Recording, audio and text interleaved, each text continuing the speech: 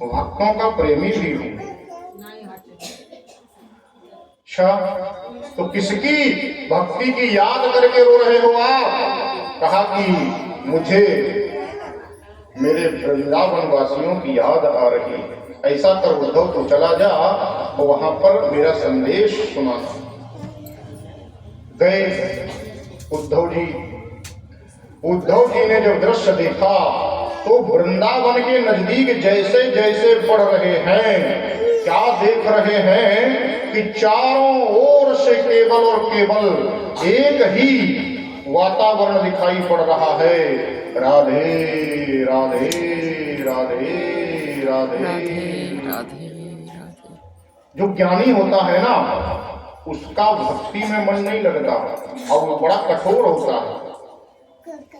उद्धव जी बोले, कहाँ चक्कर में पड़ गया मैं, यहाँ तो बस केवल प्रेम प्रेम भक्ति भक्ति और कुछ है नहीं। कैसे पागल लोग रहते हैं यहाँ पर।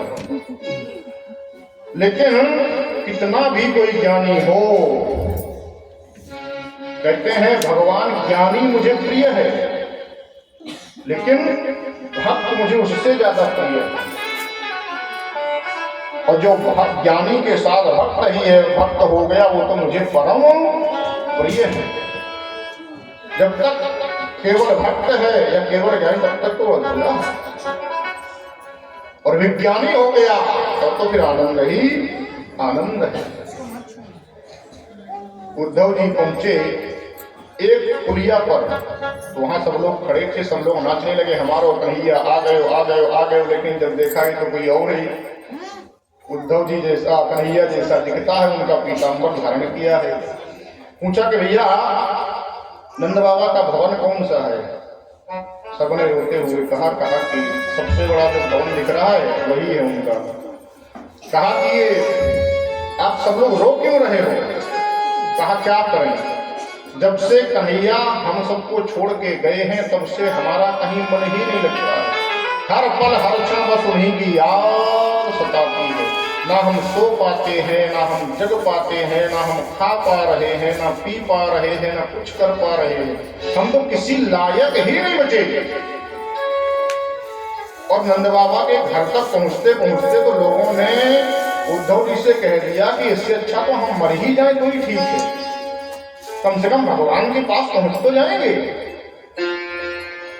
वहां जब पहुंचे तो वहां पर भी वही हाल। अच्छा कान्हा आयो? नहीं कान्हा को मित्र आयो। भैया कान्हा ने आपके चरणन में प्रणाम भेजे। अच्छा वो नहीं आएगा? आएगा भैया। कब आएगा? जब रोती रोती नहीं हो जाऊंगी, जब देखने को ही नहीं मिलेगा तो फिर क्या आना और क्या जाना। उद्धव जी महाराज का दिल पसीज गया। अरे है तो इंसान ही। उद्धव समझ गए कृष्ण सही कह रहे थे, वो योगेश्वर है। उनको जब रोने पर इन लोगों ने मजबूर कर दिया है, तो मैं तो एक साधारण सा ज्ञानी हूं। थोड़ा सा बृहस्पति देव से ज्ञान प्राप्त कर लिया तो मुझे लग रहा था कि मुझे सब कुछ आ गया। अरे नहीं, उससे ज्यादा धन तो ब्रजवासी। सब पूरी रात कुशल क्षेम पूछी और प्रातःकाल यमुना में स्नान करने गए तो गोपियां मिल गई। गोपियों को समझाया, एक प्रयास और किया, कहा कि देखो जिनके लिए आप रो रही हो ना, उनका दर्शन में आपको यही करा सकता हूँ। साहब गोपियां दौड़ के आई, बोले इतना अच्छा काम हो सकता है तो फिर तो कहना ही क्या। आओ सब लोग घेर के बैठ गई। कहा क्या करना है? कहा पद्मासन लगा के बैठ जाओ। कहा बिल्कुल रीढ़ की हड्डी को सीधा करो और घुटनों पर पैर रखो, मन को एकाग्र करो। जैसे ही मन को एकाग्र करने की बात कही, कहा उद्धव मन हमारे पास नहीं। यदि मन ही होता तो फिर काहे के लिए? मन तो कान्हा के पास है, हर समय उन्हीं के याद में रोता। उद्धव जी ने पूरा अष्टांग योग वर्णन किया। यम नियम आसन प्राणायाम प्रत्याहार धारणा ध्यान समाधि। बार बार गोपियों ने कहा ये सब हमारा किसी में हमारा बस नहीं चलने वाला, क्योंकि जब मन ही नहीं है तो क्या हम ध्यान करेंगे, क्या हम प्राणायाम करेंगे, क्या समाधि लगाएंगे। उद्धव जी रो पड़े, प्रणाम किया गोपियों को, वंदे नंद ब्रजश्रेणा पादलेन, और ब्रज की धूल को अपने सर पर तन पर लगाया और वापस मथुरा आए। उद्धव जी ने कहा, अरे कृष्ण आप बड़े निष्ठुर हो, गदगद हो गए। सब व्यक्ति की भाषा बता देती है कि वो क्या से क्या हो गया। कहा कितना ज्ञानी व्यक्ति निष्ठुर शब्द का प्रयोग क्यों करेगा, यानी कि मैं जिस कार्य के लिए इसको भेजा था मेरा उद्देश्य वो पूरा हो गया। मेरा ये ज्ञानी भक्त मित्र अब मेरा भक्त भी हो गया है। विसारी मोहे नंद बाबा किया, मैं इनको कभी नहीं भूल सकता हूँ। एक बार अपने आप को भूल जाऊं, लेकिन अपने प्रियजनों को, अपने भक्तों को नहीं भूल सकता।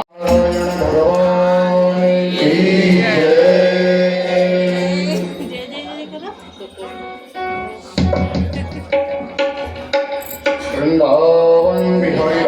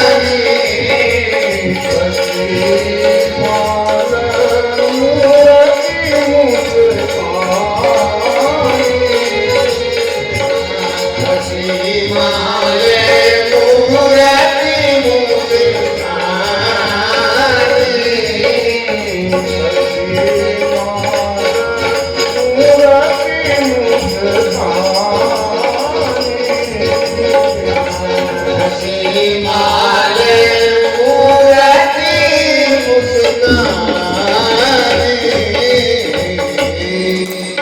मैया गौरा की पूजा तुरंत फलदायी है। जिसने गौरा मैया को मनाया